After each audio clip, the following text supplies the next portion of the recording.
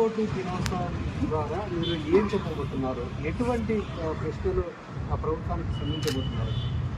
ఏదైతే ప్రజలకు హామీలు ఇచ్చారో, అమ్మఒడి కావచ్చు, లేకుంటే ఆసరా కావచ్చు, రైతులకు ఇచ్చినటువంటి 20,000 హామీలు కావచ్చు, తర్వాత నిరుద్యోగులకు 3,000 కావచ్చు, ఉద్యోగులకు ఇస్తామన్నటువంటి టీఏడీఏలు కావచ్చు, ఇట్లా అన్ని వర్గాలకు ఇచ్చినటువంటి హామీలను నెరవేర్చకుండా మోసం చేసి ప్రజలకు వెన్నుపోటు పొడిచిన ఆ రోజు ఎన్టీ రామారావుకు పవర్ కోసం ఎట్లా వెన్నుపోటు పొడిచినారో ఈరోజు మళ్ళీ ముఖ్యమంత్రి కావడం కోసం హామీలు ఇచ్చి ప్రజలను వెన్నుపోటు పొడిచినారు. కాబట్టి ఆ వెన్నుపోటు గురించి గుర్తు చేసి ప్రభుత్వానికి ఏదైతే ప్రజలకు ఇచ్చినటువంటి హామీలను నెరవేర్చాలి, ఎవరైతే నష్టపోయిన ప్రజలను నమ్మి మోసపోయినారో ఆ మోసపోయినటువంటి ప్రజల తరపున ప్రభుత్వం మీద సమరశంఖం పూరించడానికి జగన్మోహన్ రెడ్డి గారు ఈ కార్యక్రమం పెట్టారు.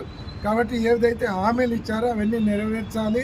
నెరవేర్చకుండా మిమ్మల్ని వదిలిపెట్టము. ప్రభుత్వాన్ని, తెలుగుదేశం పార్టీ నాయకులను, ఎమ్మెల్యేలను, మంత్రులను నిలదీస్తాము, ప్రజల తరపున పోరాటం చేస్తామని మరొకసారి వాళ్ళకు గుర్తు చేయడానికి, వాళ్ళను హామీలు నెరవేర్చడానికి ఒత్తిడి తీసుకురావడానికి ఈ కార్యక్రమం పెట్టాం.